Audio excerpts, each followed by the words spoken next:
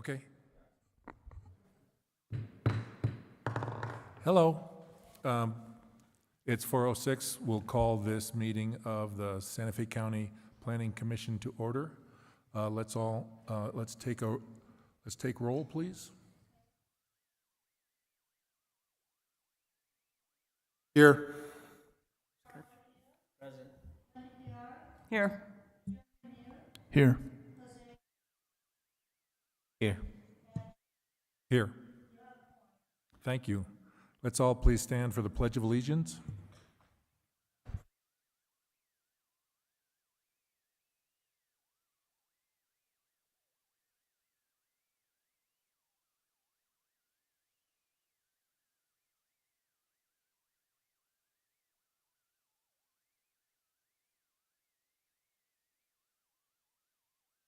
Next item is to approve the agenda. Are there any changes to the agenda, staff? Chair Abo, Commission members, there is a change to the agenda. The two final orders on the miscellaneous agenda, case 245310, final order for Christine Stryker, and case 255020, case for Thomas Simic. Those final orders are not quite ready, so we're going to bring those to the next Planning Commission next month. Okay, thank you. So with that in mind, removing those two items, may I get a motion to approve the agenda? I'll make a motion to. Thank you, I'll Commissioner. second. Thank you. All those in favor, please signify by saying aye. Aye. Aye. Any opposed? That motion passes. The agenda is approved. Next item is to request approval of the September 18th, 2025 minutes of the Planning Commission. May I get a motion to approve those minutes? The motion is approved. Thank you, Vice Chair. May I get a second? I'll second. Thank you, Commissioner. All those in favor, please signify by saying aye. Aye. Aye. Any opposed? That motion passes. Those minutes are approved. Next is the consent agenda. Is there any interest on pulling anything from consent? I guess not. That didn't happen. So may I get a motion to approve the two items on the consent agenda? I so move to approve the consent Thank you, Vice agenda. Chair. May I get a second? I'll second. Thank you, Commissioner. All those in favor, please signify by saying aye. Aye. Aye. Any opposed? The consent agenda items are approved. Skipping the two miscellaneous agenda items that were pulled. The next item is new business case 25-5160, Gilbert and Rosalba Baca variance. Staff? Excuse me, Chair. Yes. I'd like to recuse myself from this case. I know the applicant. Okay, thank you very much. So please note that Commissioner has recused himself. So please proceed.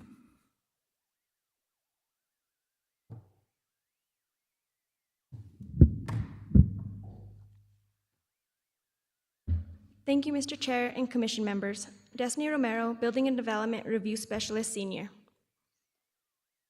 Gilbert Baca and Rosalba Baca applicants, through their agent Benito Martinez, request a variance of Chapter 9, Section 9.12, Village of Agua Fria Community District Overlay, Table 9-12-3, Dimensional Standards of the Sustainable Land Development Code.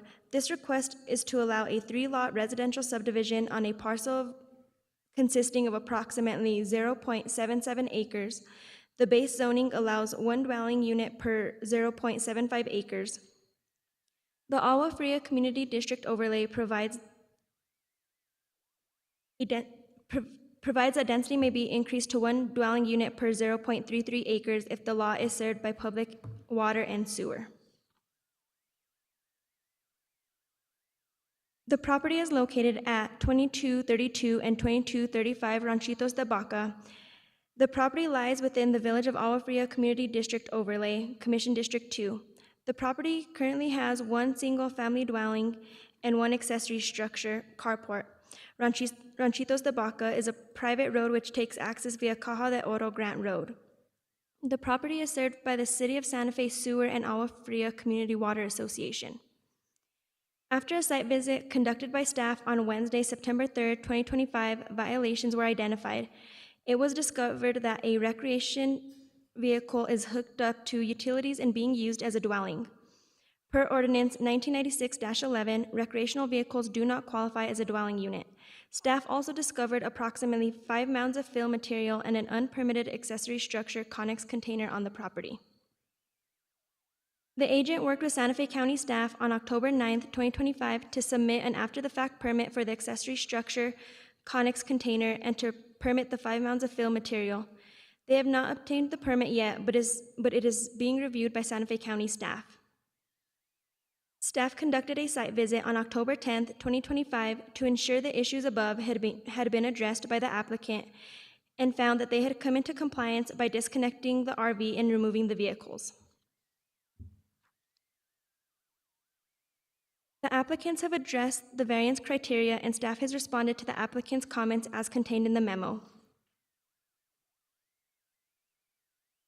Hearing officer recommendation. On September 11, 2025, this request was presented to the Sustainable Land Development Hearing Officer. The hearing officer memorialized findings of fact and conclusions of law in a recommended order on this request. The hearing officer, based on the evidence presented, recommended denial of the applicant's variance. Staff's recommendation. Building and Development Services staff has reviewed this request for compliance with pertinent SLDC requirements and finds that the facts presented do not support the request for a variance. As stated above, staff does not believe applicants have made a showing that any of the variance criteria of SLDC 4.9.7.4 have been satisfied. Staff recommends denial of the requested density variance of Chapter 9, Section 9.12, Table 9-12-3, Dimensional Standards of the Village of Agua Fria Community District Overlay, Traditional Community, to allow the creation of 3 residential lots on a 0.77 acre parcel. If the Planning Commission finds that the application has met the variance criteria and recommends approval of the variance, staff recommends the following conditions at a minimum be imposed. Mr. Chair, may I enter the conditions into the record? Yes, you may. Thank you. To be clear, staff's identification of these conditions is not intended as an indication that staff approves or would approve the granting of the requested variance.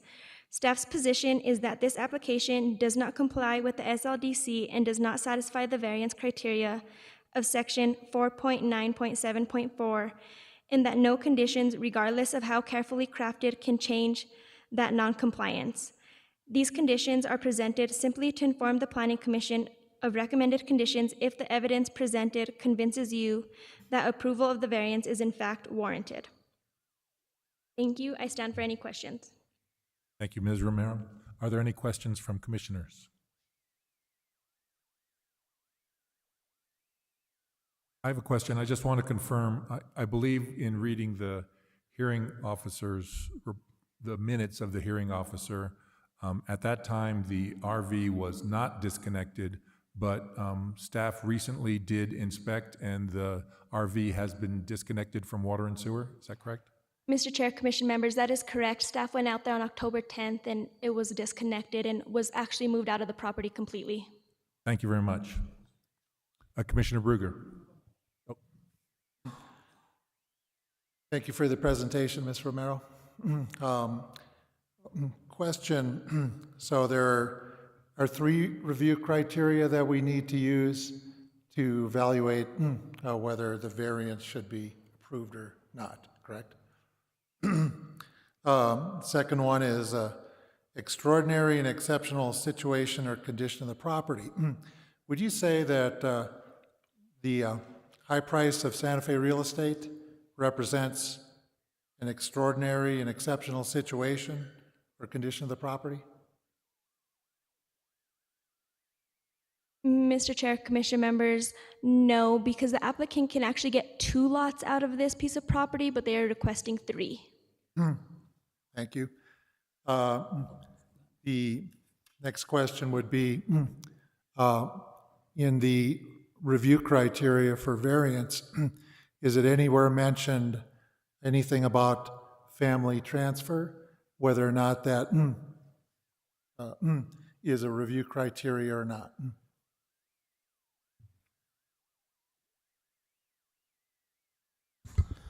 Mr. Chair, the answer is no to that question, Mr. Chair, Commission Member Brugger. And last question, when was the, do you know offhand when the Agua Fria overlay zone was created? And was it, specifically, was it created before the applicant purchased the property in 2022?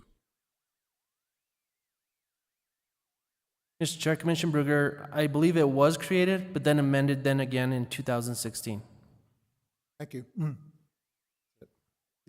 Thank you, Commissioner. Commissioner? You had mentioned they could have two houses. Do they come in with any sort of alternative option for two dwellings instead of three? Mr. Chair, Commission members, not at this time, no. Thank you. Thank you. Any other questions? Yeah, I do. Commissioner, Thank you. please. I noticed here on the letter from it looks like let me see, the Water Association, Agua Fria Water Association. There's a statement made here. I just want to see if the county has any knowledge of this. The subject lot was originally over 1 acre at the beginning, and it lost land through the expansion of Caja de Rio Road and on the northern side, and then also a part was taken by Santa Fe County for the Santa Fe River Trail. Do you know if this was through condemnation, or do you have any idea? Mr. Chair, Commission members, we do not, no documentation was provided to us stating what exactly happened. Okay. Thank you.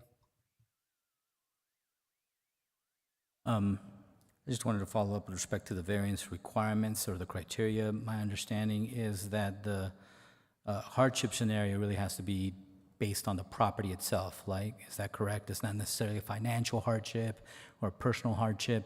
Just want to confirm that that is correct, that it's strictly based on the properties, like a topography thing, a size, something of that extent. Mr. Chair, Commissioner Member La Cruz Crawford, the answer to that is we really don't view hardships as monetary reasoning for the application being approved. What we look for is terrain management issues, issues that would accompany what the applicant has condemnation of the land or such instances as those. So therefore, we do not really look at monetary reasoning as. And that's why I'm glad Commissioner Trujillo asked that question too, because I was curious about what I saw that letter. Is there any documentation that showed what this lot was prior to, this sort of change in lot size that it mentions, where it used to be larger than 1 acre? Mr. Chair, Commission members, we haven't seen anything. What we do have is the legal lot of record, which was the approved plat done by Santa Fe County, and that was attached as exhibit. It's Exhibit B, correct? Yes, exhibit B. And actually, that was going to be a question for mine too. In Exhibit B in this subdivision plat that you have here, where is the property in question that we're looking at here? Because obviously we just have kind of this little sketch that's provided to them as far as their site plan lot split, but where is that that actual lot with respect to this subdivision? Mr. Chair, Commission members, it's going to be the lot that is labeled Parcel 1.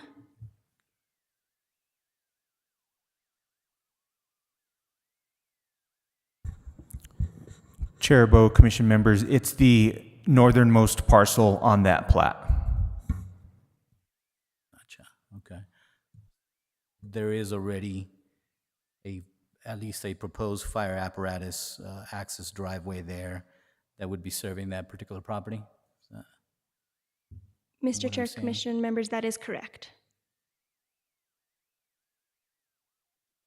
Is there, sorry for asking so many questions, but is there any information that that the applicant has provided as far as driveway access and things of that nature when you're dealing with 3 lots?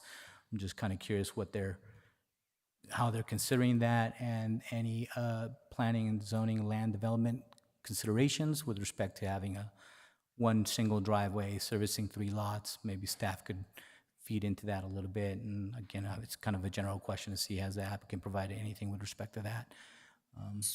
So right now, no. Right now, the applicant is accessing off of Ranchitos de Baca.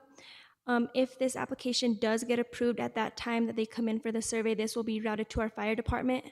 At that time, our fire department will also implement conditions of possible turnarounds that they're going to be wanting with and what type of driving surface.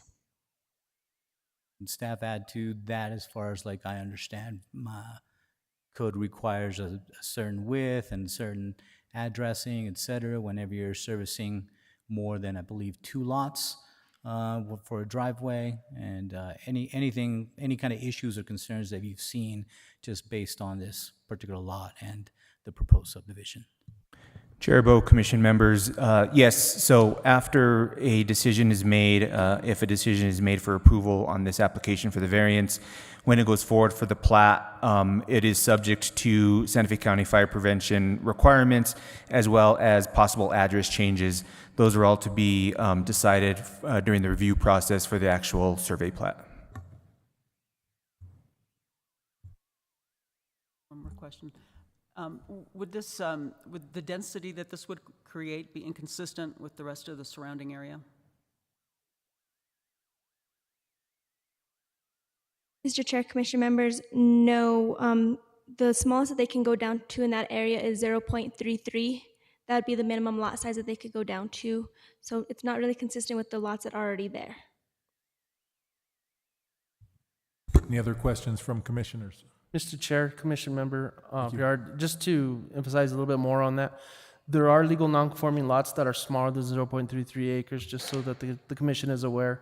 But those are legal non-conforming lots. How many, also? Any other questions? I got one quick question. Yes. So I'm looking at the survey plat that was recorded in Santa Fe County in 2020 is what I see here. And so currently this shows, if I'm on the correct parcel of land, is the most northern part, and it kind of matches up with the site plan. So there's a hammerhead already designed into here for fire. Is this not sufficient currently, or is this sufficient? So, Mr. Chair, Commission members, for the lot that it currently is right now, that is sufficient. If the application does get approval to be further split, then they will have to show access to all 3 lots. Okay. Okay, thank you. Thank you very much, Ms. Romero. That's it on questions from commissioners? Great, thank you, appreciate it. So now the applicant or their agent, if you'd come up, be sworn in, and present. Thank you.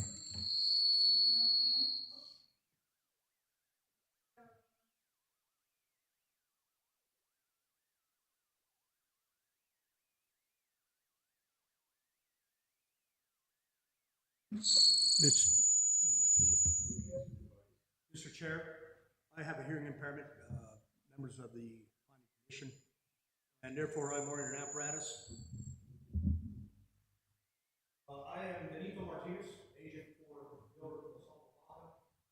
You have enough information in front of you, what we have in parcel of land. Below the minimum required density in order to create 3 lots of record. And I would like to say that the situation regarding peculiar circumstances and hardship, there's nothing that I can find in the code related to hardship being topographical.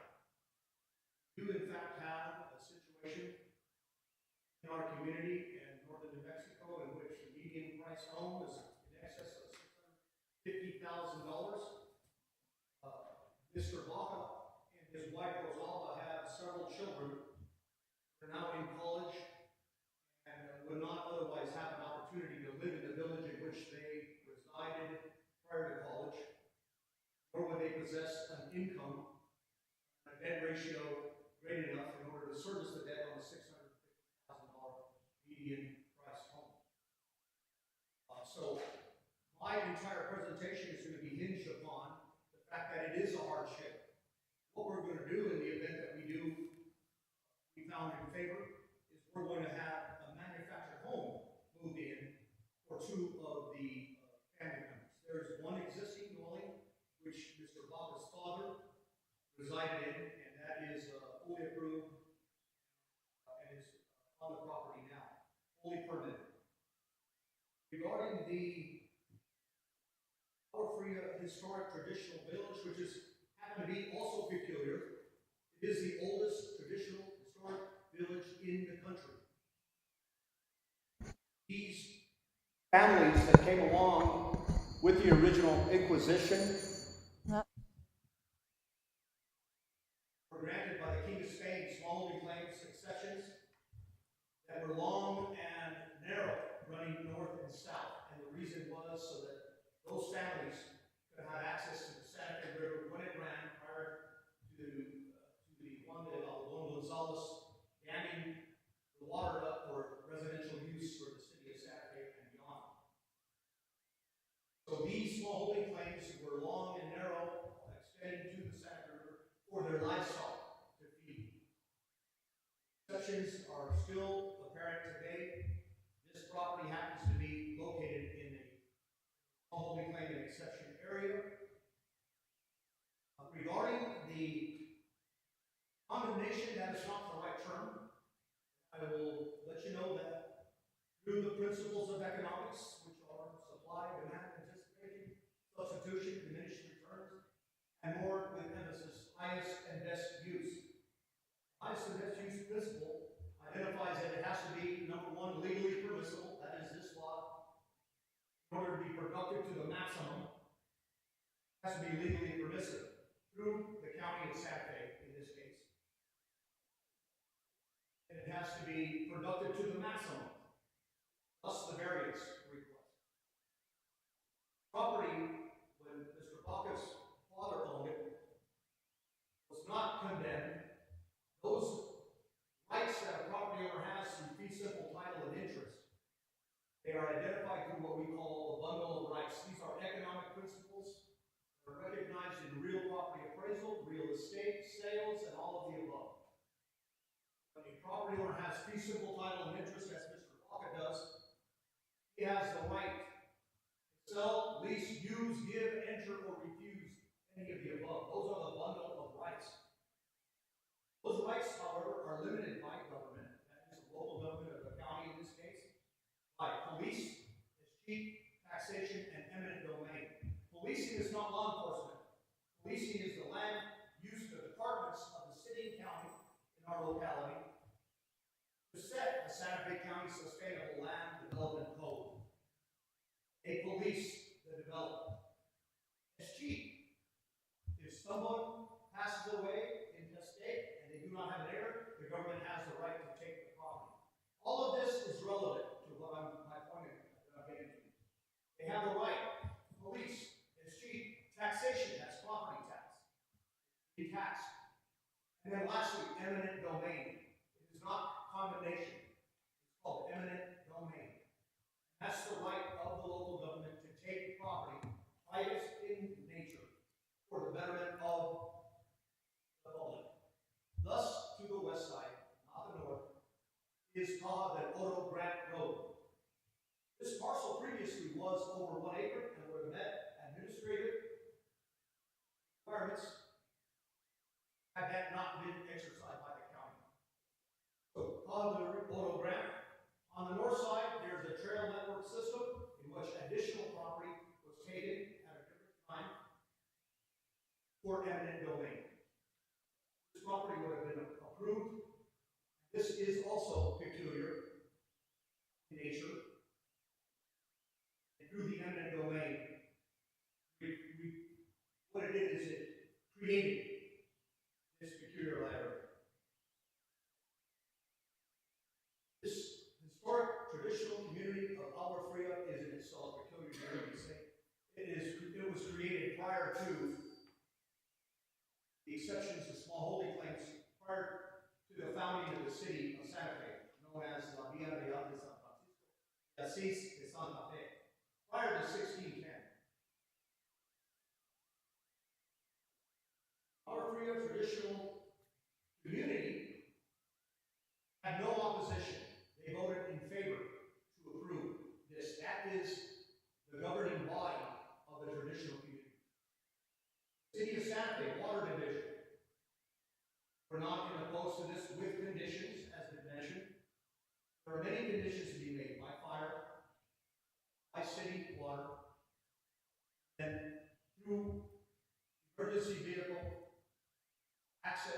ingress, egress. We have a surveyor in the event that this is approved, and we pray for so, to create a minimum of 20-foot easement. So we have adequate access for emergency vehicle access, turnaround, and the like. There also was no opposition to property owners within 500 feet of this subject property. No one showed up for the neighborhood meeting. We even had Frito Pies and Posola ready for them if they did come. We had no opposition in the planning commission. We did have one phone call come in via streaming, and I noticed that there is no one now streaming in this meeting. So thus far, we have not had anyone opposition of this. There are several things that I want to identify, and it was testified by county that there are not similarities of the size of properties, is my understanding what the comment was. If you look at the plat of the Hammerhead, look at the lots on that plat. Every one is smaller than what our subject property proposals are. Those are less than 0.257. All along Ranchitos de Plata, those lots are all smaller than our proposals. So, I'd like to ask that this body recognize that that statement is not true. Mentioned that minimum lot size is 1/3 of an acre, and we know that. That's why we're in this process through a variance. With emphasis, I'd like this body to recognize. Everything around it is smaller. Access via 20-foot minimum is going to meet the recommendations of the fire department, Santa Fe Water and Sewer, community water through Santa Fe County, the Outer Free Village, Community Village Water. They are in entire favor of this. Family transfer issue is on my original application. It was stated by Santa Fe County Land Use staff just now that family transfer was not apparent. It is what we identified originally. This is, in fact, a family transfer. And that's on the record, on the original application. This is a hardship case. This is, with emphasis, particularly in terms of considerations, difficult. I think that we have a situation where no opposition all the way through. We did have one person call in favor of this. At this point in time, I'd like to yield. Any questions? Commissioners, do you have any questions for the agent? I do. Thank you, Mr. Chairman, and thank you, Mr. Martinez. And I did misspeak. You're right. It is eminent domain. Yeah, that's absolutely correct. So if I understand correctly, then it's on this, it's the border here that, at what year was there eminent domain that took place that minimized this lot size from greater than 1 acre or 1 acre to this size? Do you have any idea? I have been trying to track that information down, but this plat was created in conjunction with that condemnation. And let me, if I may expound on that, and the original land development code for Santa Fe County was 1981. It was recently, in 2018, I believe, the Sustainable Land Development Code was amended. This was prior to that code. So this existed prior to the Sustainable Land Development Code. Parcel being over 1 acre. So, Mr. Chairman and Mr. Martinez, is it the intent then that, you know, if this body was to approve it, it's 0.257 per lot, so is it the intent to deed each one of these lots to one of the children? Is that the intent? That is, Mr. Chairman, Board of Land Use, that is the case. I just received that information from the applicant, Mr. Gifford. And Mr. Chairman and Mr. Martinez, I guess you guys have seen all the conditions that are set forth on from staff recommendations. Is that, have you seen those already?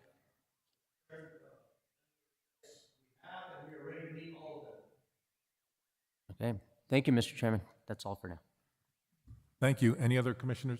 Commissioner Bruger. Thank you, Mr. Chair. Mr. Martinez, this question may be either for you or Mr. Baca, whoever chooses to answer it. So, when did, Mr. Baca, when did you purchase the property? Commissioner, let's wait until he's sworn. So if you can hold your questions for the applicant until he's sworn. Okay. Please come up and be sworn, and you can answer questions. Thank you.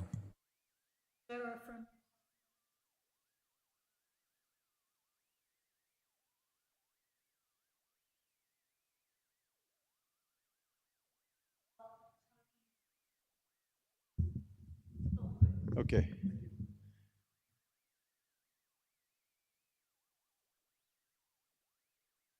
Gilbert Baca, Your address. address 3993 Agua Fria Street.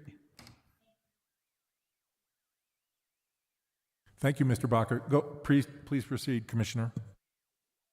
Okay. Mr. Baca, when did you purchase this property? When did you receive a deed for the property?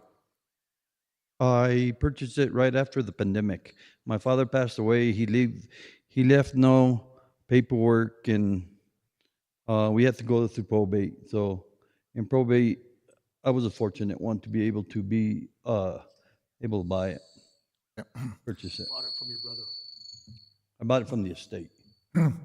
So what I have, what was in our packet was at least the warranty deed, May 18th, 2022. About right. And on the deed it says, subject to restrictions, reservations, and easements of record. And I guess what we're talking about a variance to is a restriction, a reservation, an easement of record. They were in place prior to your purchase of the property. This rather large, cumbersome document, the Sustainable Land Development Code,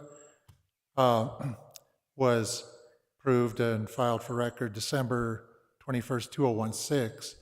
So it was in place before you bought it. My question is, were you aware of the restrictions governing the use of the property prior to when you bought it? No, I wasn't. The only reason I came forward to do it, to subdivide it, because my dad had put 2 trailers on that property illegally. And when I purchased the property, I wanted to, I've worked for P&M for over 40 years, and I believe in doing things the right way. So like Benito stated, if something was ever happened to me, I want my kids and my wife to make sure that somebody can't come and say, well, that property is mine and this and that. These trailers are here legally. And I'm trying to just do the right things. The question at what point did you decide did you think about increasing the density after you purchased this? Say, years before, or when did that happen? I couldn't. Oh, at what point did you decide it was in your best interest to try to increase the density of the property? Yeah, go ahead. Thank you, Gilbert. It was primarily, the reason is to give their kids somewhere to live. Give them a property in fee simple title and interest so that they own it. They are in college right now. They want to establish a life for themselves. This is one of the biggest portions of that. He made a decision to subdivide for his kids. And when did he make that decision? I think was. So when did you begin this process? I think Commissioner Bruger is asking, when did you start this? When did we file the application? It was filed somewhere near a year ago.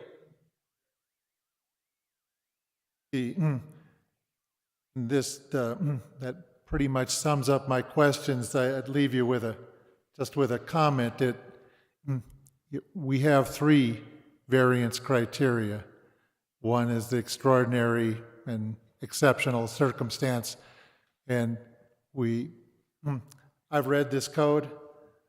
Believe me, I've read it all, as these fine gentlemen have. And the reason I asked the question, does the price of real estate, which is extreme, justify as a condition?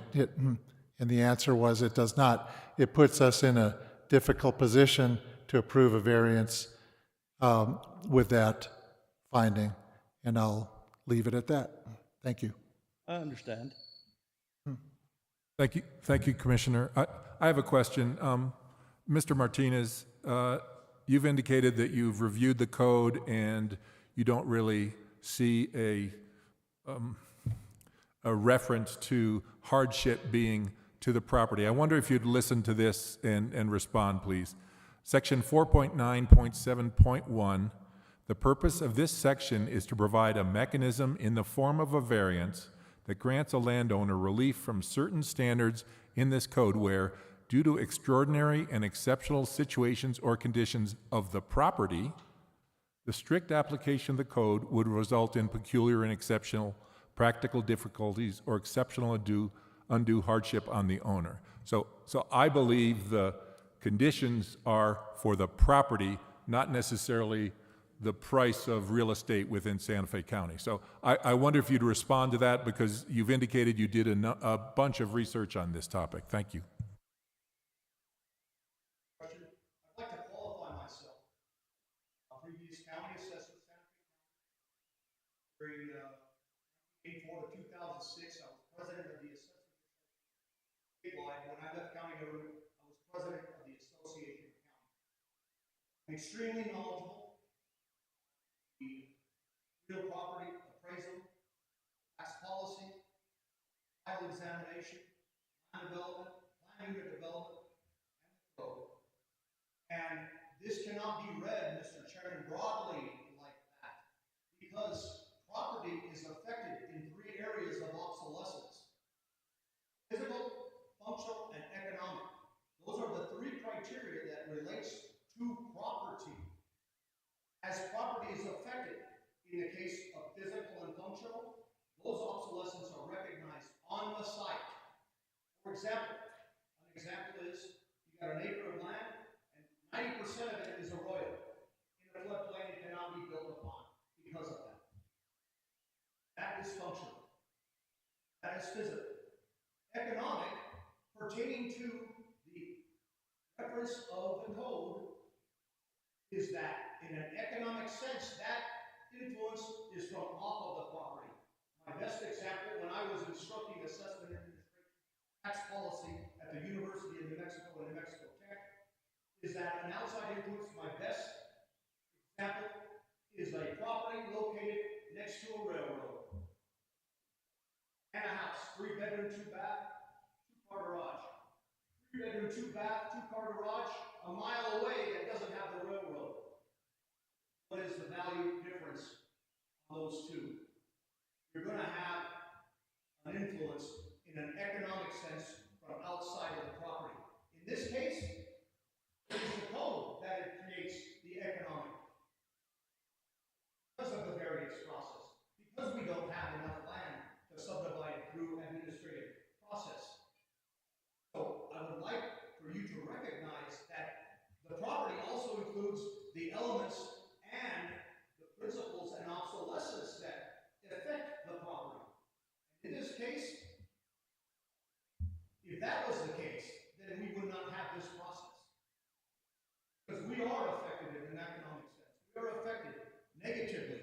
The people of the village who came originally before the 1600s to reside and to strive in an agricultural sense, and now to merely survive in pulling a manufactured home or a trailer. So I'd like for the board with emphasis to recognize that. Same thing with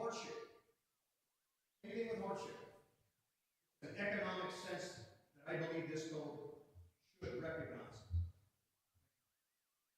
Thank you very much. And just to run this down a little bit further, so do you believe because of the price of real estate within Santa Fe County as a whole, that the there should be variances able to be granted on that basis?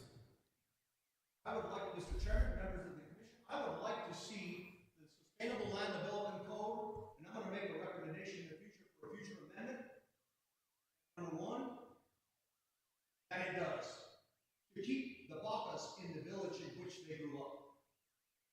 Number one. Number two, that in the event that eminent domain is exercised, that should be a criteria to recognize, because it doesn't happen everywhere. This is a very, very rare and peculiar and extraordinary circumstance. Thank you, sir.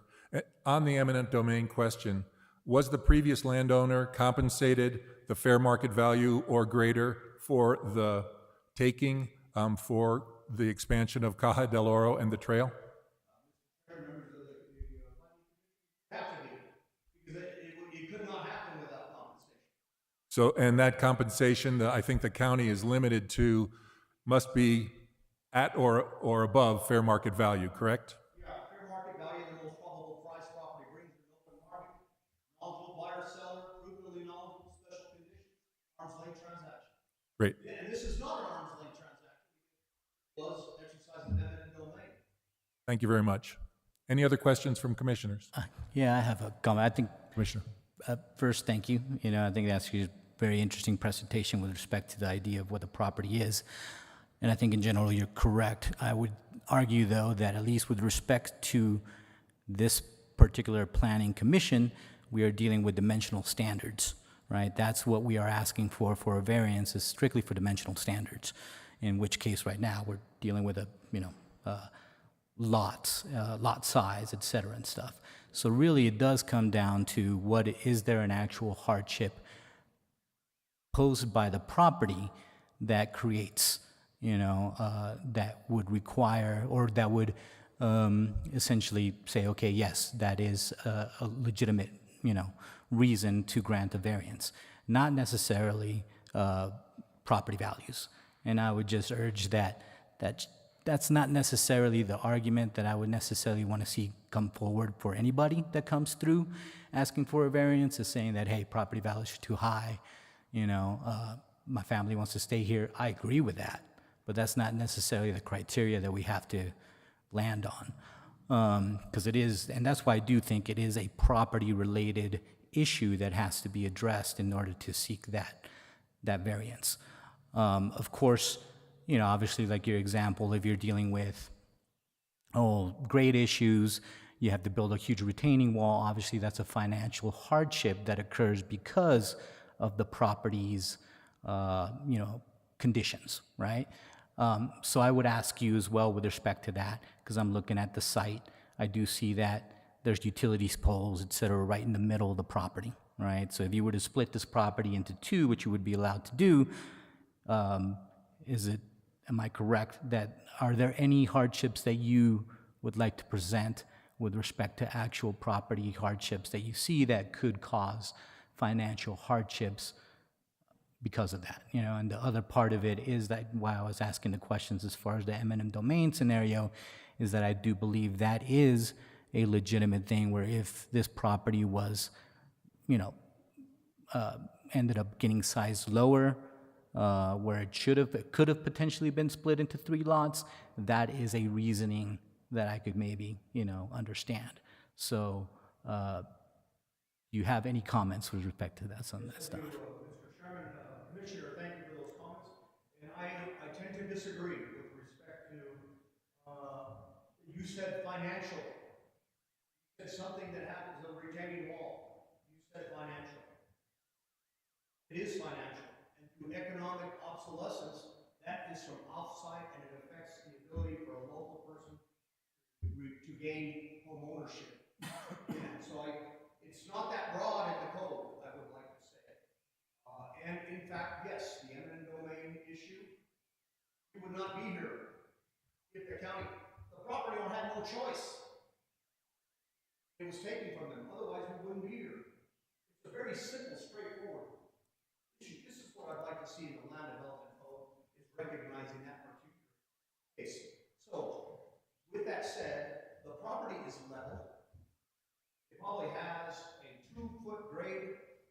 east boundary all the way to the west boundary of 396 feet.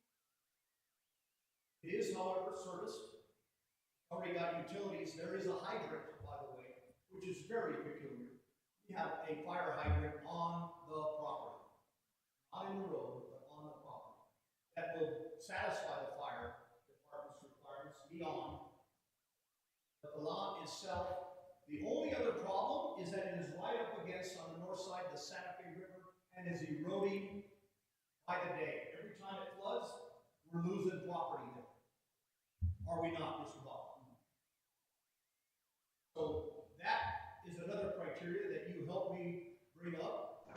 Reminding me that the northern boundary is the Santa Fe River, and there is a 30-foot edge on that north side, and I'm hoping that doesn't cave in someday. I hope that answers your question. Yeah, actually, that does lead to additional question with respect to the river there, and you mentioned there being like a a drop there, etc. What is this? And maybe this is a staff question. What is this? What is it? Flood? Is there a flood zone scenario here? Is there a setback? Because generally there's a 75-foot setback from a particular flood zone. That may actually impose into your property as well. So I'm just kind of curious, is there any information that you or staff have with respect to that? Mr. Chair, Commission Member La Cruz Crawford, there is a flood zone associated with the property. It has a small portion on the northern boundary. There is a 75-foot setback from that flood zone boundary. What Mr. Martinez brought up is concerning due to the fact that the lots are smaller, and he just mentioned there's a possibility of the land eroding and falling down. So that brings concern to Santa Fe County, which we may require additional standards such as retention of that or stabilization of that bank. Depending on the outcome of this, that's how we would proceed forward with any permitting later on in the future. Just to clarify on the substances of monetary, we do agree money is a hardship, but our code doesn't relate to money in terms of financial processing. The code clearly states it's for the land, and in the instance of the eminent domain, had Mr. Martinez presented staff with the proper documentation showing this, there may have been a different staff recommendation towards the commission, but because we do not have that information, it's hard for us to determine whether that is a factor in this case. So I just wanted to bring some clarity to those comments you made earlier. Thank you. And actually, while you're on the mic, there was a talk about family transfer, and neither of you can kind of talk to this question or whatnot. But am I correct that with respect to a family transfer, which is an exception for a subdivision under the code, is that only limited to 2 lots, or can that be done with 3? Mr. Chair, Commission members, there is such thing as a family transfer. In prior code, there was a small lot family transfer that allowed you to go 1/2 the minimum lot size standards. In this case, we do not have small lot family transfers in this ordinance. It's called a family transfer. Therefore, they need to still meet lot size requirements in that respective district or overlay zoning district. Gotcha. And so there's no limitation or exemption with respect to that as far as how many lots that family transfer could incur? I guess that was my question, because I thought I recalled something about there being kind of a maximum lot subdivision when you're using a family transfer scenario. Mr. Chair, Commission members, right now, as is, the applicant comes in, requests the family transfer. It is obtainable for 2 lots. They have the density for 2 lots, and that would be the minimum for us. Therefore, that's why the request is before you for the variance to exceed those requirements. The concern is not only monetary reasoning, but the concern is if we recommend approval towards financial burdens upon applicants, then we're going to start seeing these come forward more often, which creates not only havoc for the community, but also sucks our water dry. It creates more traffic impact. It certainly affects the area, and that's why we have the ordinances in place. Thank you. Any other questions of the agent or applicant? Commissioner? Why wasn't just splitting, having 2 lots rather than 3 considered?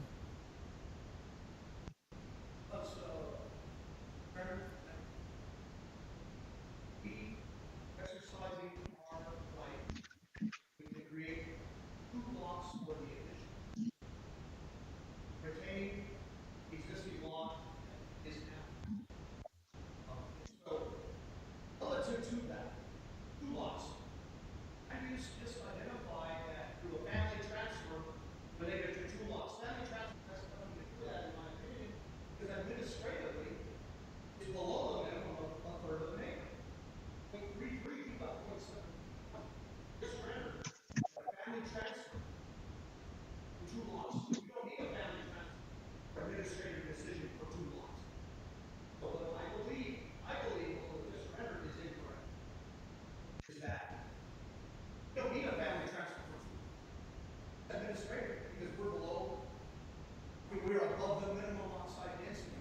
Right, that's why I'm asking, why isn't that being considered?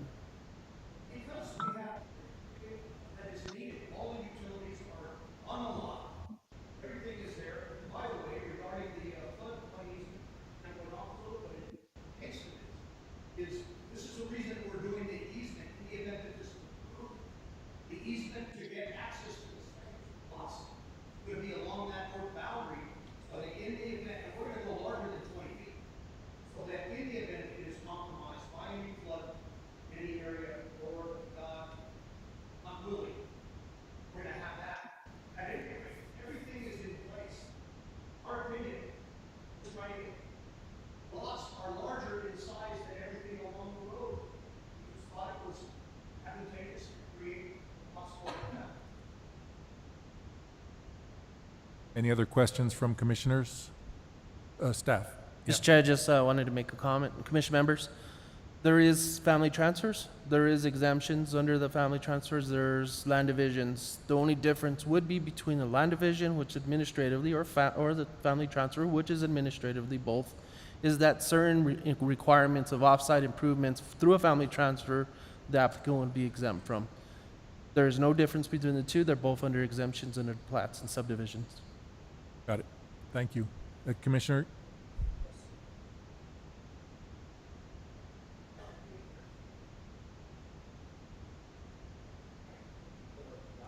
Put your mic on. The Agua Fria Village, there's currently lots there less than the .33 acres that people reside on?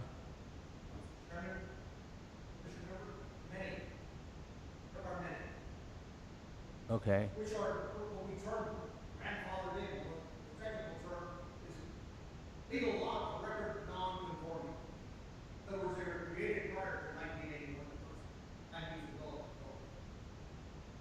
And or they exist by land use approval on a particular plat in which signatures exist. So these are, there are many lots that are below the minimum. In fact, there are many that are below our proposal, which are legal and non-conforming.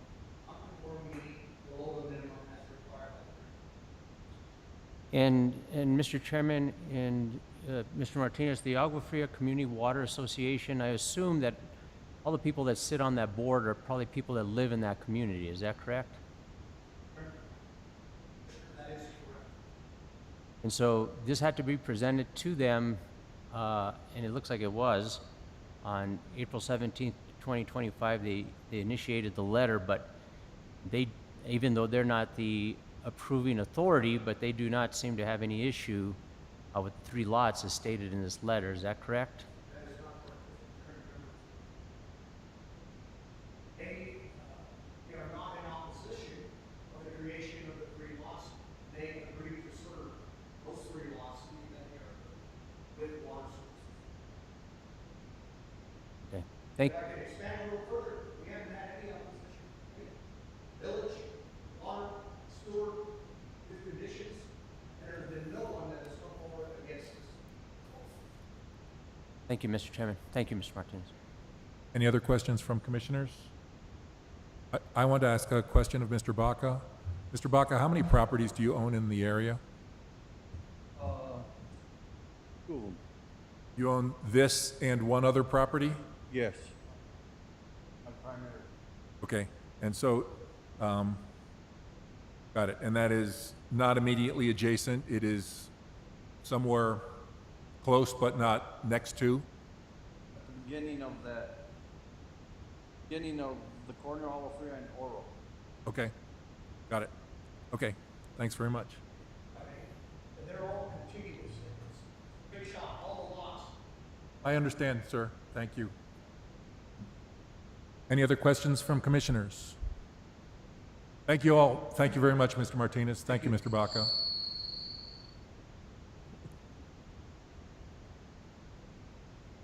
So,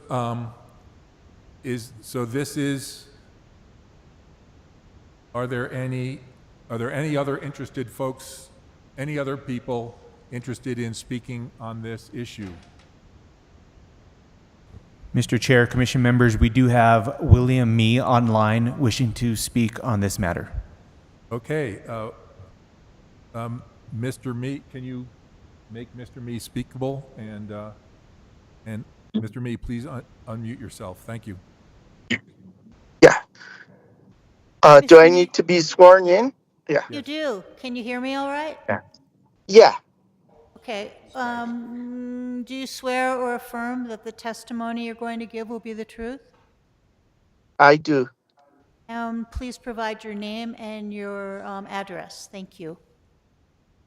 William Me, 2073 Camino Samuel Montoya, Santa Fe, New Mexico, 87507. Please proceed, Mr. Me, and I hope you're not driving. No, I'm in the car, but not driving. So I'm president of the Agua Fria Village, and a letter on Mr. Baca's behalf, and we support his 3 lots. And the basis for that was before County Road 62 became the Caja del Oro Grant Road, it was basically just a dirt road, and it was a little bit more to the west. So when they put in the bridge, it took some of Gilbert Baca's dad's property for that. And then also the Santa Fe Greenway. And so we thought, well, the property has been sort of shortchanged by these 2 county actions. And, it should be approved as a variance. Thank you. Thank you, Mr. Me. Drive safely. Thank you. Any other folks interested in speaking on this issue? Chair Bo, commission members, we do have Catherine Baca online wishing to speak. Ms. Baca, if you would turn your camera on and unmute yourself and be sworn.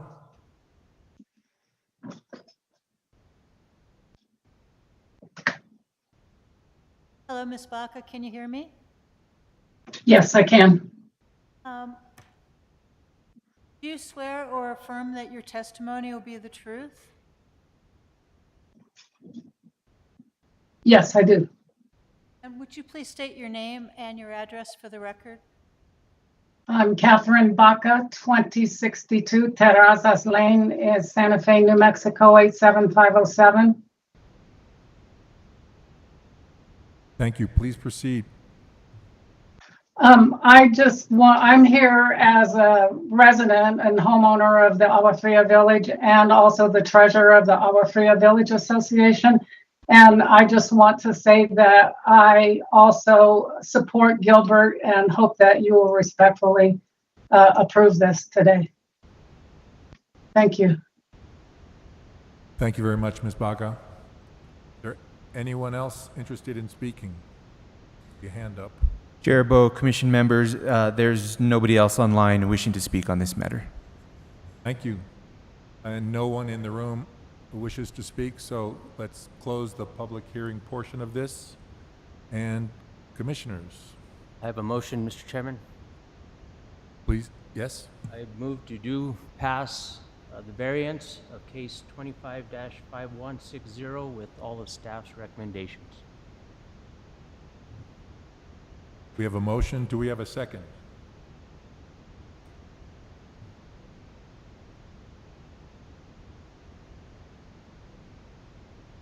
Just have a question unnecessarily, but I know there was talk about the flood zone and there might be some additional staff requirements. Is there any other additional conditions that we should add should this be approved? Mr. Chair, Commission Member La Cruz Crawford, I don't believe that's necessary as these are part of the ordinance and will need to be enforced anyhow. So there's a motion on the floor. Is there a second for this motion?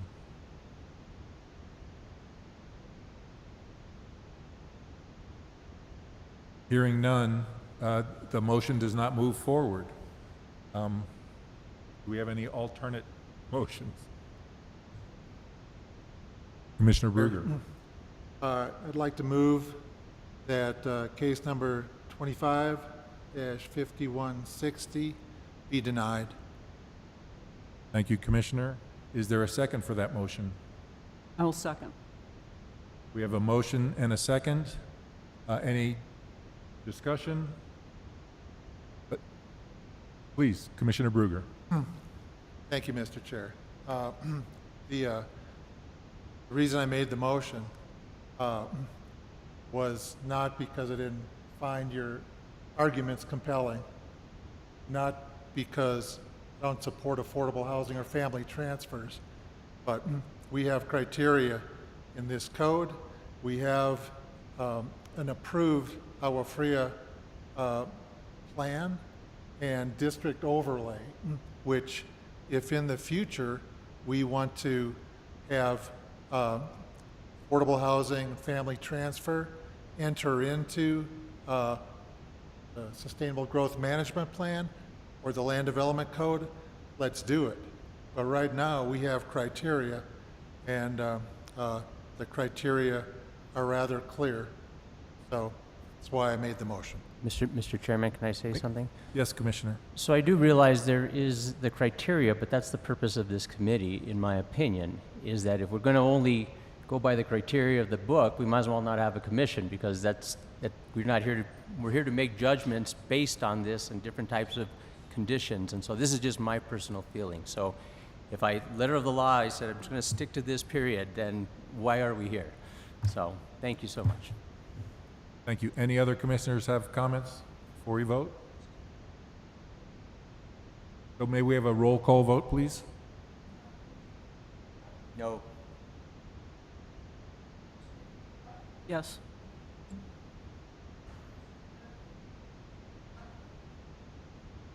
Yes. Yes. Yes. The motion for denial passes. Thank you very much.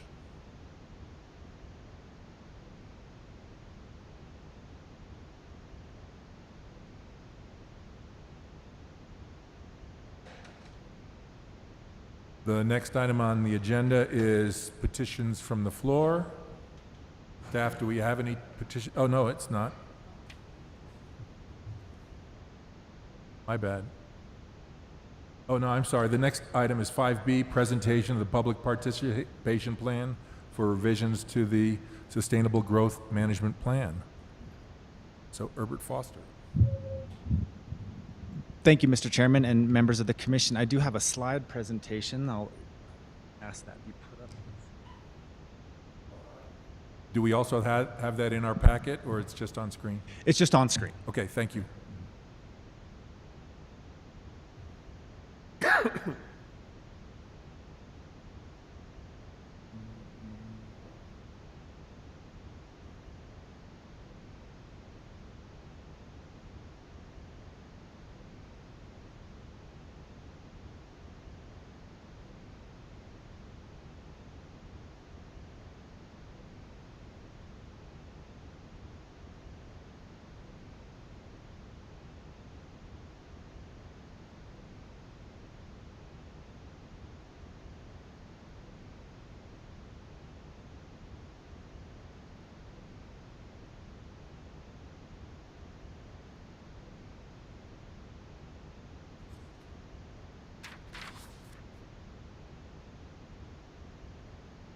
I think we have it.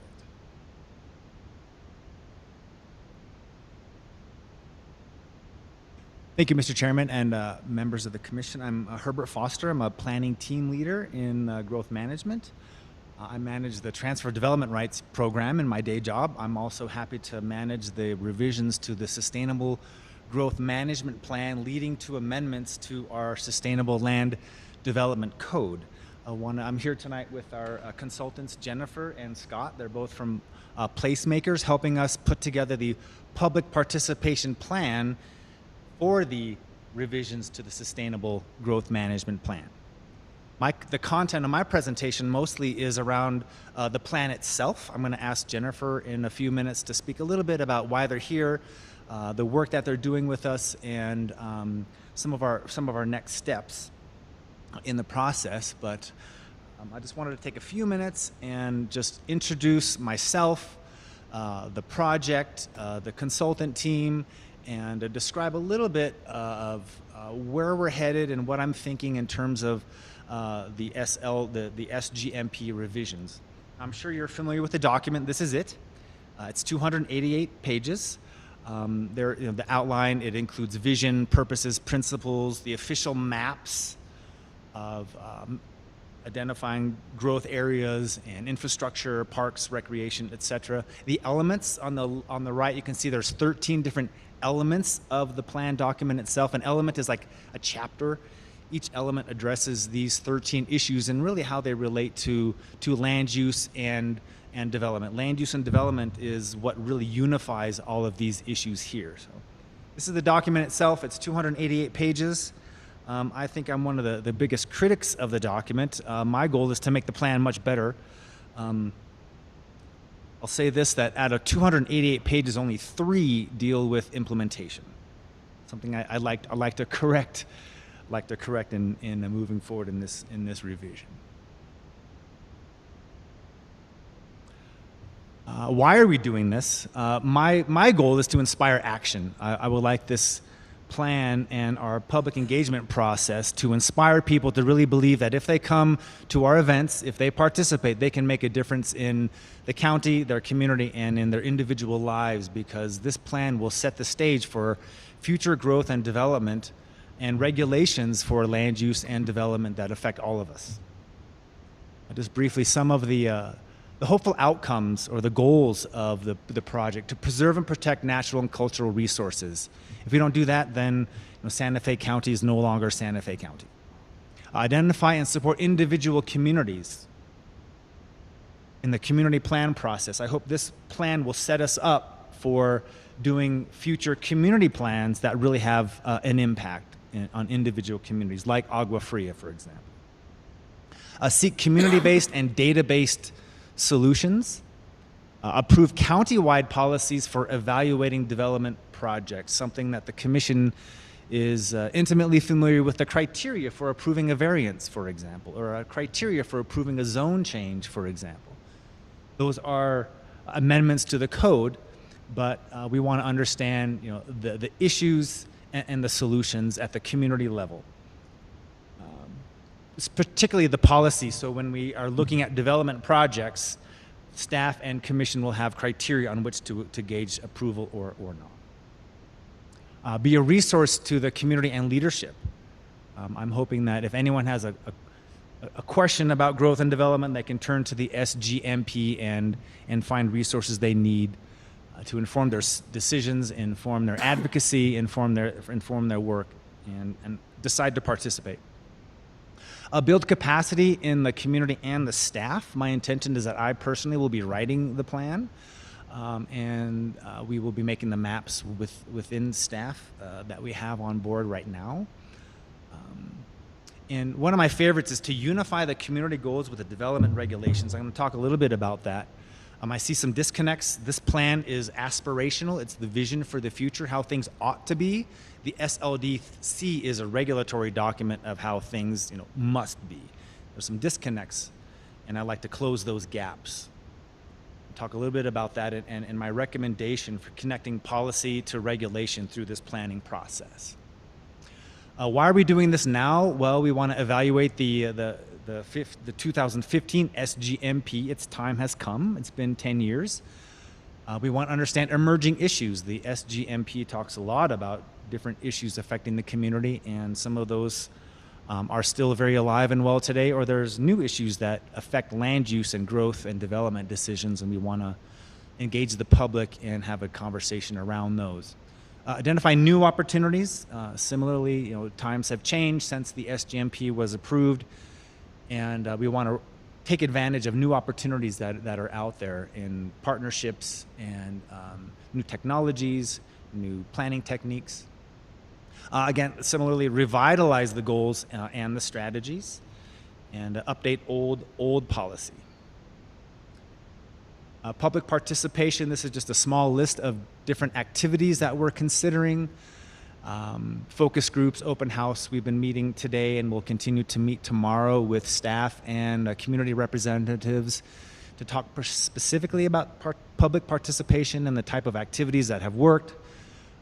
what works, what doesn't, who's involved, who normally isn't, how do we reach them, what is our message, and these are just some of the methods that we're considering. There are many, many more, and I think this is a good time to introduce Jennifer and ask her to speak a little bit about not necessarily these type of engagement activities, but just her role and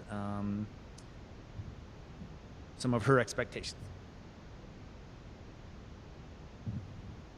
Thank you. Thank you, everyone. I'm a little height challenged here with this microphone. Thanks so much for having me. I'm Jennifer Hurley. I'm with Placemakers, and we're a consultant team that is supporting the land use staff in working on this plan and in developing the public participation process for the plan. That means the sequence of all of the different events and activities and communication tools that will be used to develop the plan.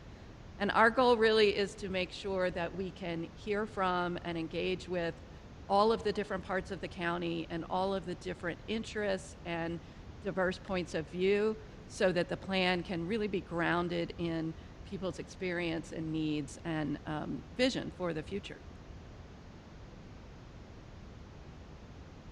Thank you. There'll be plenty of times in the next 2.5 years to participate in the SGMP revisions, but in the next 5 months or so, we're going to be focusing really on the public participation portion of it.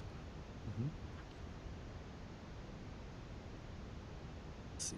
So how are we going to do this? One way we're going to do this, not only through public engagement, is the mapping process. We're going to map out where growth ought to be and the character of growth that will be occurring in the county. Right now, the SGMP contemplates area plans and district plans. We don't really have any area or district plans, but what we do have is community plans. And I'm suggesting in the revision, we have what I'm calling a county-wide land use plan. And then beyond that, beyond the scope of the SGMP, we contemplate community plans as they are now, and then even a finer grain, a much smaller scale of specific neighborhood plans. And so in terms of the mapping, I just want to describe a little bit of the mapping process. Here we are in the county. We do not have jurisdiction, over Pueblo property. They are invited partners in the process by all means, but we just don't have planning and platting jurisdiction there. Federal land takes up quite a bit of property in Santa Fe County, so not only the Pueblos, but federal land management agencies are big players in land use and development and growth in the county. State, likewise, municipal governments are not in the county's planning and platting jurisdiction necessarily, but nonetheless are partners, and we're engaging with them. So basically the scope of the SGMP is, of course, the whole county, but when we talk about leading into development regulations and amendments there, they apply to private property on the county. So the question is, how do we plan for private property within the county and incorporate our other land management agencies and, of course, the sovereign pueblos in the process? And one thing that the SGMP does do, it defines SDA, Sustainable Development Areas. And I bring this up because we call them Sustainable Development Areas. And so let's say, for example, here we are in the central kind of growth area of the county, and SDA 1 looks like this. This is the area defined in the SGMP where growth ought to occur. And then there's SDA 2, where growth ought to occur but later. Not now, but later. And then SDA 3, which is primarily rural parts of the county, essentially where there isn't any infrastructure, so growth is going to have to happen much later. And I bring this up because even though it's called Sustainable Development Areas, I don't believe that it is. I believe this is based on what I call an infinite growth model. We grow in SDA 1, and when that's all filled, we go out to SDA 2. And when all that is filled, we go out to SDA 3. So based on that model, we're going to run out of land. It's going to take some time, I'm sure. But one thing that the SDAs don't do is and the SGMP really doesn't do, is describe in any real meaningful way the type or the quality or character of development that goes on either side of those lines. It basically says infrastructure now, infrastructure later when we grow out, and infrastructure much later. Infinite growth. Kind of contain that growth in a reasonable fashion so we can essentially fight suburban sprawl and its consequences, which I think are dire. So the question is, what do we do? What I'm suggesting in terms of land use and the mapping and the public engagement process is we consider different community types. So I'm suggesting rural communities, contemporary community, a traditional community, and an urban community. These names may change. Again, these are just some ideas for your feedback, and this is, again, more the content of the plan itself, not so much about the public engagement, but I wanted to give the commission an idea of kind of where we're headed and where we think where we're going to arrive in terms of land use planning and amendments to the code.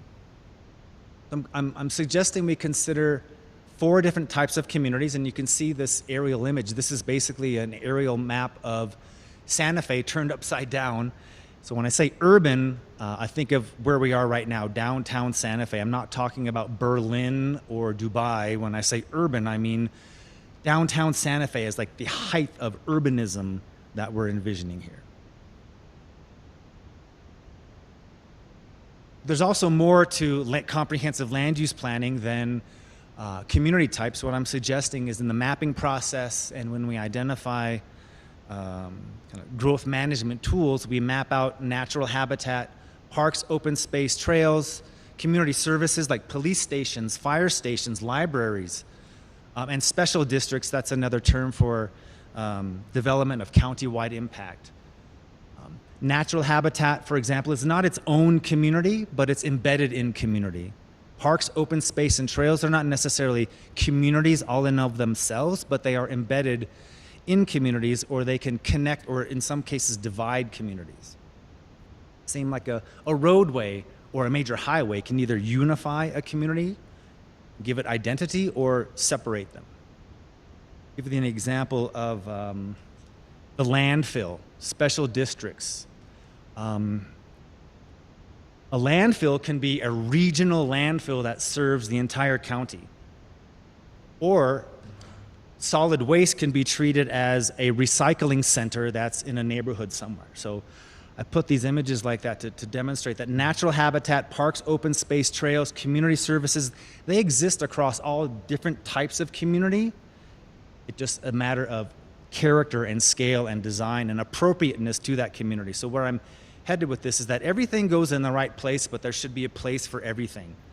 So when we're considering policies and regulations and the mapping, I'm suggesting our preferred land use plan identify those 4, every square inch of private property in the county would be identified as one of the 4 communities. So this map at the end of this process would identify every piece of private property is within a particular community type. And then in addition to that, on the left, we have, I'm calling them land use districts, like natural habitat, parks, open space.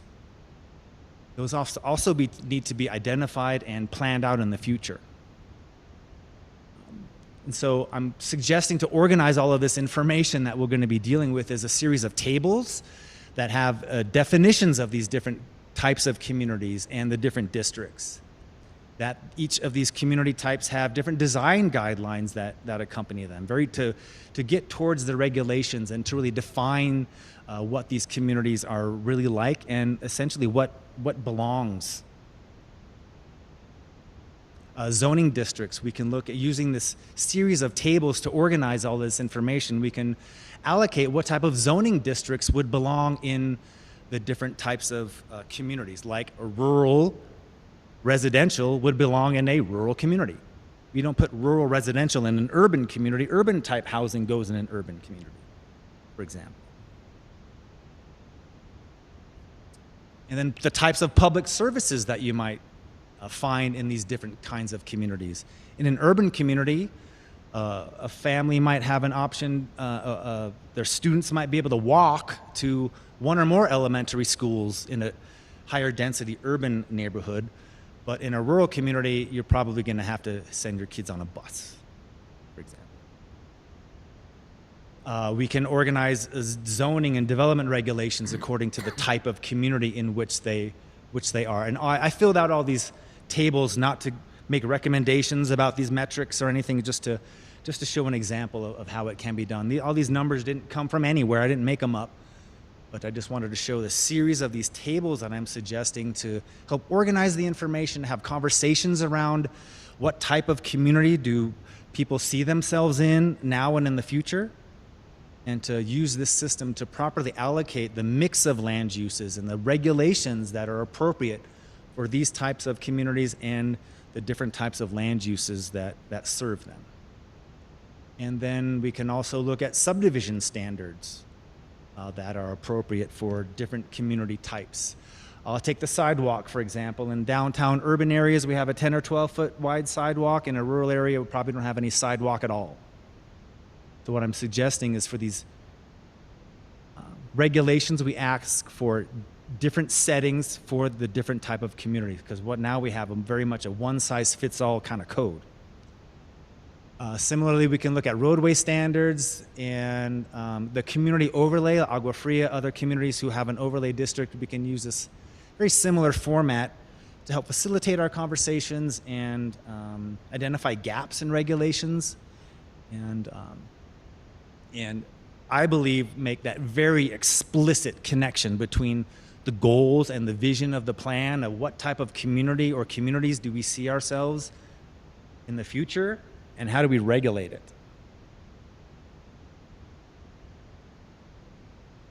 I'm almost finished. Just very briefly, the schedule. We are in the public participation plan right now. Today is essentially I'm calling it a light kickoff with staff and community organizations.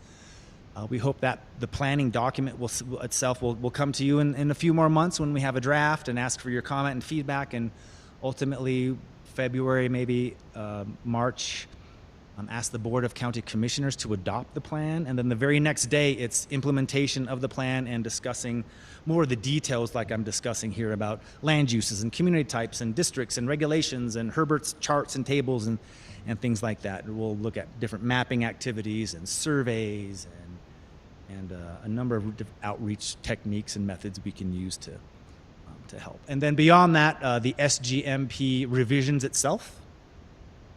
We are hoping to hire placemakers back to conduct the events that we're contemplating in the public participation plan. There'll be a lot of events that staff can do within our own capacity and resources, but I know that we're going to need some help from outside help in the future for multiple day, much more complicated type of strategies and so on. And then beyond that and during that, the SLDC revisions. We're always revising the SLDC, but one of the results of the SGMP will be recommendations on how to revise the code so that it's more consistent with the goals, and the community is really getting the development that they want. Some of the next steps, as I mentioned, we're working with placemakers and finalizing the participation plan. Myself and staff are busy interviewing and on the web and collecting planning documents from different agencies and organizations. We don't want to repeat work that has already been done. We want to leverage the work that has already been done. I don't want to reinvent the affordable housing plan with this. We already have an affordable housing plan. This should be a resource to point to the housing plan.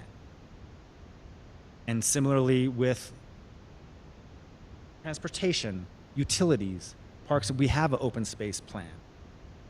So one of my objectives is to have a very lean plan, not repeat what's already been done. Maybe not 300 pages, but maybe 100. Get to it quickly. Then, of course, community outreach. Once the participation plan is done, and we have an inventory of planning documents and the surveys that are available, we'll go ahead and conduct those outreach events and then begin drafting the document itself. I put this, a journey of 1,000 miles begins with a single step because we are on a long journey, a couple years at least, and we're just at the very, very beginning stages of this and wanted you to be aware of it because I'll just end with this. One of the reasons we're doing this is, I said, to unify the plan and the code. And state law says the Planning and Zoning Commission will adopt a plan that is consistent with the zoning, with the regulations. And so I'm really keeping an eye on that, hopefully to make life a lot easier for a lot of us and communicate to the community our interest in engaging them and finding real workable solutions so we can avoid difficult situations like multiple variance requests in traditional communities that were not built based on modern day zoning standards. They were built on tradition. So as one lot at a time goes, there go the tradition. Thank you all very much. I know it was a little long, a lot to digest. I wanted to focus a little more on the content of the plan itself and invite you to our process in engaging the public. And this won't be the last time you hear from us, I promise, because we'll be asking you to make a recommendation to the commission to adopt the public participation plan and then the Sustainable Growth Management Plan itself. Thank you, Mr. Foster. You're very So, welcome. just to be clear, there's no action we take until you have developed the public participation plan, and you're requesting approval of that? Exactly. Thank you. Between now and then, I would like all of you to come to our events and take an active role in formulating the plans. I have a couple of questions. One of the things that concerns me in thinking about the impact of the community-focused nature of dividing the county into different types of community is those things that are in the public interest, people who already live somewhere and already got theirs might not be interested in what's best for the community because it impacts them. We get in the existing growth management plan that we were informed of the renewable zone that subsequently this large commercial solar facility was placed in. And so the concern I would have is by saying this community is different from that community and we set our own goals, there may not be county-wide interests that are best served. So I wonder if you could speak to that a little. Yeah. You're absolutely right. It was a concern I have in identifying you're this community or that. We want them to be self-identified. I can make the maps based on those tables and those definitions and those standards that I was talking about. In fact, I already did make a map. It's not hard to identify. We have traditional community zones. We have traditional community overlays. So those are already established. I just want to emphasize I hear you. I want to address that and just say that we're not. The intent is not to build the Berlin Wall around these communities. We recognize that communities are interwoven, they overlap. It's a messy thing. Those borders are not real clean. So we're cognizant of that. Nonetheless, it is one of the best practices in long-range comprehensive planning. I think it leads to vision. I think it helps people start talking about the community that they live in. Where is your community? What is missing from your community? Okay. What would you like to see happen where is the community? Is there a center to the community? So if the community is just this never-ending, sprawling landscape, then it's hard to manage growth in that way. Thanks. Any other questions or comments from Commission? Commissioner Bruger. Thank you, Mr. Chair. A good presentation. And I'm glad that you were here for the entire Planning Commission meeting where we had a case study where we had a variance request in an overlay district as part of an approved plan. That it's good to see that. And I think you referenced that you intend to close the gaps between the aspirational issues in the Sustainable Growth Management Plan and the regulations in the LDC. I've only been on this commission for 8 months, but I would concur. There are gaps. So how do you plan to close them? Series of public engagement. The tables is I'm suggesting is a platform for having those conversations and making the explicit connection between the regulations and the community that it lives in, or the regulations that determine the form and design of the project, and that it's appropriate to the character where it is. So To answer your question, those tables for me are is a tool.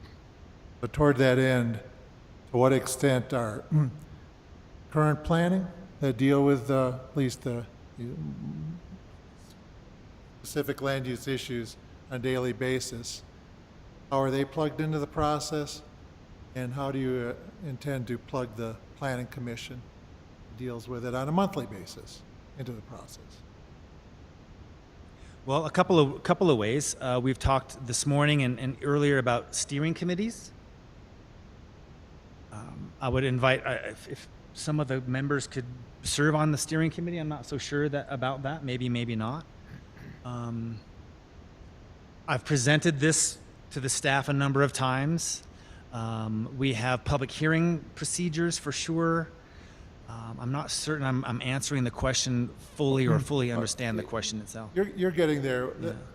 The question is, I would hope in your public participation process that the folks who deal closest with at least some of the issues that are, would be addressed would be plugged into the process. So that's not in a public hearing capacity where you have 3 minutes to talk, Yeah. but in a steering committee, or that's, is that specific enough? I'll give you one thing that comes to mind of how we've been working together and try to answer some of these bigger questions. We have, I think all the way back to 2024, every year we have a spreadsheet of all the different types of permits that have been issued. So I'm looking at that data to see out of all those permits, how many of them are for a zone change or a variance. If there's a massive amount of those applications that are for a setback variance, we know something's going on with setback standards. They're not matching what the community wants or what's already on the ground. There's a lot of applications for a zone change or a density variance. We'll know that something is happening there, so we would work together to dig into the code and see where those disconnections are. And if that reveals information about, well, maybe we need to change the setbacks, or that particular community would need to look at their overlay to change the setback standards. That's an example of I'm trying to get to the details and use that information to create an accurate, reliable map of existing land uses. So we look at permit data, we look at aerial photography, we look at building footprint. So we're coordinating with the GIS staff, land use staff, folks who do the development review, through the data, through steering committees, and presentations like this. I'm not letting them go very far at all. That's good. Looking at the number of variance requests and conditional use permits that have come before the body, that's a good strategy to explain why. And I'll just, one last thing, it's a micro issue, but okay, live in the micro. Through this process is maybe there's a way that I never understood why this commission doesn't hear subdivision requests in addition to variance and CUP, but that's a micro issue. We will be, Mr. Chair, I'm sorry, I drop into informality very quickly. I just apologize. Mr. Chairman, members of the commission, I already forgot what I was going to say, so. Yes, good point. We are going to be looking at that later. The SLDC has a table of all who must hear what, and there's definitely some inconsistencies there, like you pointed out. And part of this in future phases, we're going to look at even how can we improve the public hearing process, the pre-application meetings, neighborhood notification, and our community plan, and so on, to make sure that we're all coordinated as best as we can. Any other commissioners have questions or comments? I just have one quick thing. It was my understanding that there was going to be some sort of interaction in and around the city. There were going to be SLUs or blues. There was some kind of acronym that, it's kind of a EZA reborn or something like that. Whatever happened to that effort? Because I think the area around the city is, an area of pressure, and so I'm wondering if perhaps you're not the right person to comment on this. Maybe I'm looking to staff. Thank you, Mr. Chairman, members of the commission. I can address that a little bit. The extraterritorial zone, the ETZ, the border around the city, where the county and the city have shared jurisdiction. I think can't speak as an authority on what happened. I know it was in place, it was disbanded, and we don't have any such thing. The city is doing a very, very similar process right now to what we are. They're looking at kind of quick fixes to their code. Then they're revising their general plan. They're calling it Santa Fe Forward, and then that will beget recommendations for their future code revisions. So we are meeting with them, coordinating with them as much as we possibly can, understanding that we're different jurisdictions at a slightly different place in this process, but we share the same community, especially in those areas around the city. And so I feel good that the communication is there at the staff level, and what issues emerge and elevate to form into an ordinance and JPAs and so on will result in this process. Great. Thanks very much. It brings up a question that I had, because I was just kind of curious when you kind of brought it up, because I mean, the idea of kind of separating things into communities, right? And one of them you mentioned is urban. I'm assuming that really that ETX zone that you're talking about right now, right? That just outside of the city proper itself, that's like probably an urban community or county community zone, right? Because it's dense, right? And the idea is essentially to kind of manage growth around that that space, right? And try to keep denser growth amongst more, call it urban, even though it's still rural. DA1. Yeah, right. So it's interesting, and it seems like a large majority of the county is really going to be under the rural scenario, right? I believe so. Yeah. So there's only little pockets throughout the county.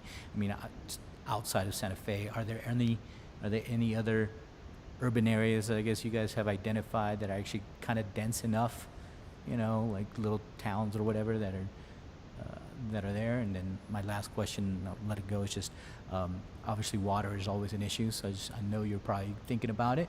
Yeah. But just curious as far as any mutual domestic water associations. We have one in La Cienega, any other areas like that, and just making sure that they're involved in this process since we are dealing with growth. Yeah. Thank you, Mr. Chairman, Commissioners. Yes, a couple of things about that. The urban community. I'm not married to that word. I know it might trigger a lot of people. I'm not talking about building the city of Santa Fe all over the county. And I think urban community, I think of a concentrated area, like a community center, not a whole city. That urban portion of a community that has higher density, a greater, more amenities, maybe even a bus stop, because with the higher concentration of density, and it's feasible to have a bus stop there. I just want to be clear, I'm not recommending urban, but think of an urban node or a community center. That's the little piece of urbanism within. I'd say one other comment is, Santa Fe is largely rural, but if you look at the map, it is enormously contemporary community. Enormously. The rural is being lost to cul-de-sac subdivisions. That's a big statement. Forgive me if I'm speaking out of bounds. I'm referring to the data, not Herbert's opinion. Look at the map, it's stunning. So would you consider Tesuque urban? Contemporary. automobile, the SGMP defines traditional and basically before the automobile and since the automobile. You look at the map and the pattern of development, it's obvious immediately. Thanks very much. Appreciate it. Thank you.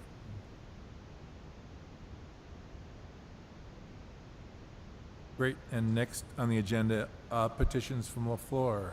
Got any? Matters from the commission. Commissioners, anything?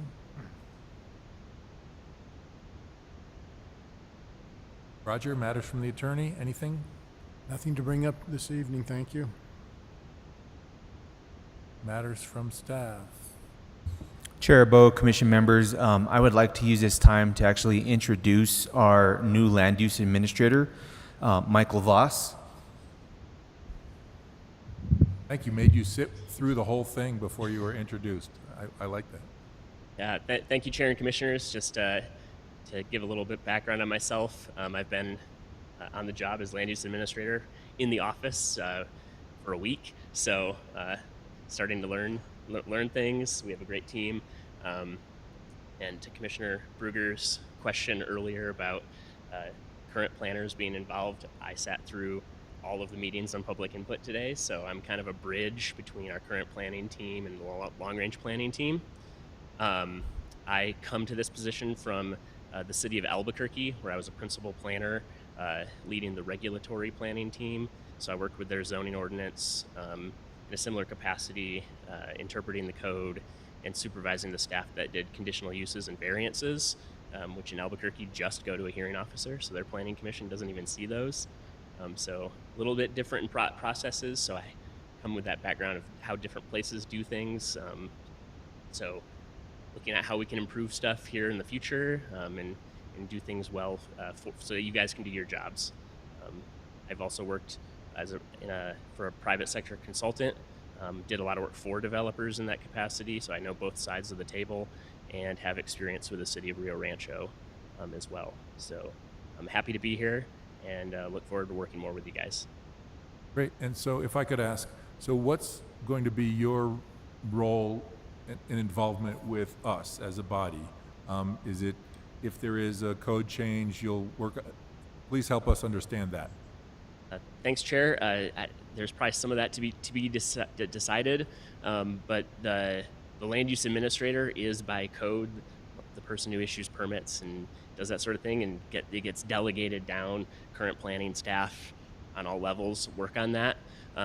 So I will be reviewing work just like Dominic and John are, providing input to you guys once I have a better handle on the code. And I imagine I will be one of the ones that kind of prepares amendments to the code and works with our staff to do so when at the appropriate time. So you're going to be doing the administrative approvals, and your involvement with us will still be working with these folks? Correct. Great. Thanks very much. Any other questions? Glad to meet you. Thank you. Welcome aboard. Thanks. And hope you're not commuting. I am commuting. I've taken the train every day except I drove today, so I can get home at a reasonable hour. That's good. Well, thanks very much. Anything else from staff? Just an update. So Commissioner Bruegger mentioned about why subdivisions don't come forward to Planning Commission. That's per I believe it's table 4-1 in chapter 4. It's not required to, so that goes straight to the BCC. But just a little change of pace that you guys do know and are aware of. Next month, you will be hearing a zone change case that was heard at the hearing officer last week. So just to change things up for you guys just a little bit. And then just a little bit of an update on the Linea Solar Commercial Facility project. We're trying to obtain third-party reviewers at this time for both the fire and the environmental impact report. And so what we thought was going to be a November, possibly December planning commission, we're thinking probably it's going to be December hearing officer, and more than likely January planning commission is right now the track that we're trying to go on for right now. Great. Thanks very much. Commissioner. Thanks, Mr. Chair. Mr. Cisneros, wow. So ATAR isn't under contract for forever, but for a while? For longer? They're not. Unfortunately, I'm not an expert in the procurement process, but there is a process that has to be, done and completed in order to obtain those services. And so we're trying to get a TAR back on, for the review for Linea, but it does have to go out to bid to other agencies as well. So unfortunately, that's out of our hands, but we're working with our finance department on trying to get that identified and lined up. Yeah, I know everybody wants to leave. I just can't help myself. Yeah, so whether it's ATAR or somebody would be under contract to review, future plans, whether another battery energy storage or, as if there's changes or whatever, or I would imagine somebody's going to inspect work that's done. So there'd be somebody on board. We're trying to work that out. Right now, it's project specific. We don't have the TAR's not lined up as an engineered service that we have already on our list. And so we're trying to figure that out on how to be able to do that. Our new operations manager, Timothy Sintas, with our department, he's working with staff on trying to figure that out, and with finance to try and figure out how we can obtain these services, for a longer period of time rather than just project specific. But that's all trying to be worked out. Yeah, my memory is that the TAR was probably brought on under a small purchase, a 60,000-ish purchase, and then to get something over 60, you need to really have a request for proposals, which is a chunk of time. So small purchases wind up biting you later if you find qualified candidates. Thanks. Anything else from staff? Chair Bo, Commission members, that is all. Great. Thank you so much. Our next regularly scheduled meeting is November 20th, 2025. Please put it on your calendars and look forward to seeing you. So we're adjourned. Do we need a motion in a second? Second. Okay. All in favor? Aye. We're adjourned. Thanks.